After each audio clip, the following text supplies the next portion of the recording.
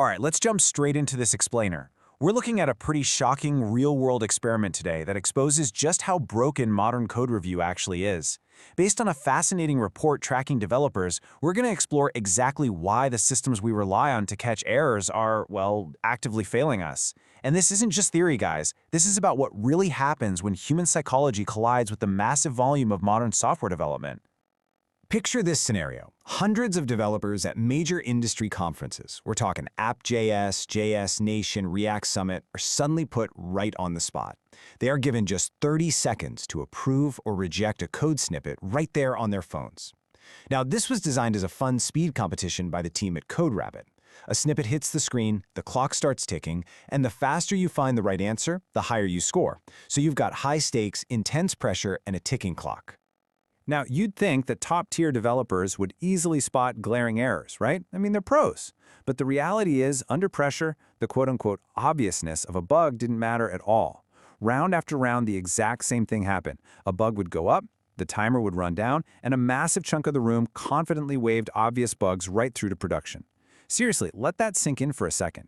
These are professionals, and they were greenlighting broken code simply because they were running out of time. Section 1. The 30-second bug test. Speed versus accuracy in the real world. When you look at how this speed competition actually played out, it proves something pretty alarming about human nature. The moment that code appears and that harsh 30-second timer starts straining, panic just sets in. Votes get lacked in haste, leading to the brutal reveal of all those missed bugs. And why does this matter to us?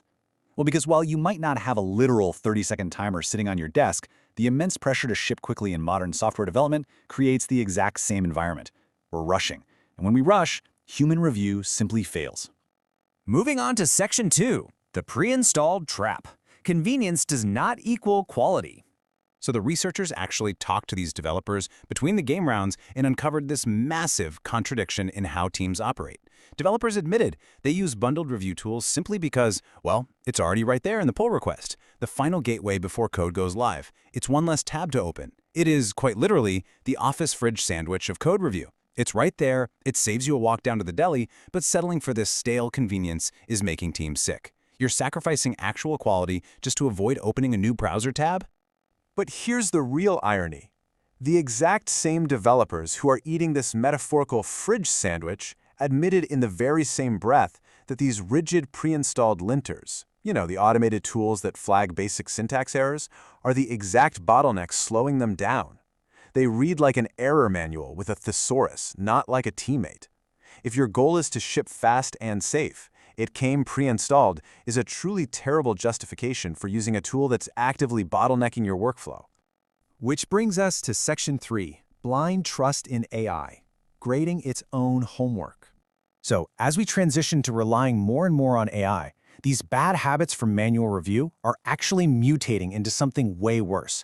We're seeing a massive clash of roles.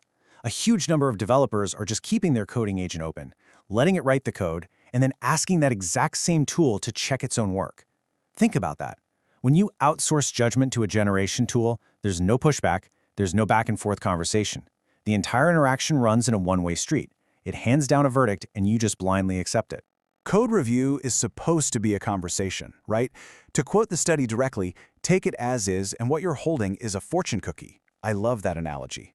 If there's no seam to pry open and actually question the AI's verdict, you aren't doing code review. You're just cracking open a fortune cookie and hoping for the best.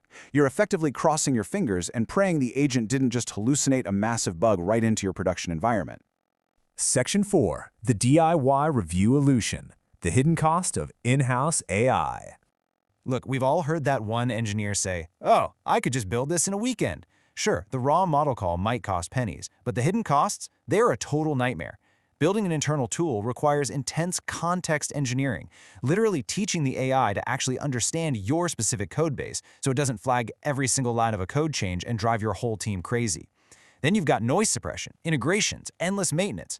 That fraction of the cost math only works out if you pretend your engineers work for free. You end up burning vital engineer months on tooling instead of shipping the actual product you're paid to build. The prototype? That's easy. Calling the AI is the easy part.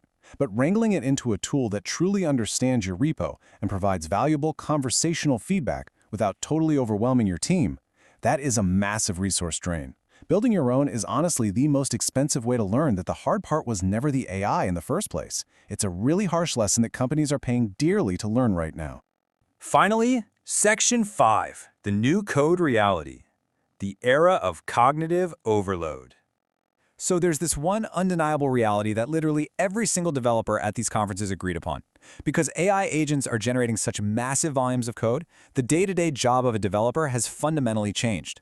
Developers are manually writing way less code than ever before. But on the flip side, diffs, those batches of code waiting for approval, are getting absolutely enormous. Devs are now tasked with reviewing far more code, creating a severe cognitive overload. And the absolute worst part? They're trying to review this AI-generated avalanche on old platforms that were only ever designed for human-generated code. The big takeaway here is crystal clear. Human-only review at modern shipping speeds is physically impossible, and it's fundamentally broken. We are just generating too much, way too fast. We are not going back to the old approach. If you put a human in front of a massive AI-generated pull request, it's exactly like that 30-second game at the conference. They're going to get overwhelmed, they're going to rely on speed reading, and they'll wave obvious bugs right through to production. Dedicated AI code review just isn't a nice-to-have feature for mature teams anymore. It is absolutely the foundational infrastructure of modern software development. So I want to leave you with this final thought to ponder about your own team's workflow today. As you scale up your code generation, are you building your software on a sturdy, load-bearing wall, or are you still relying on that office fridge sandwich?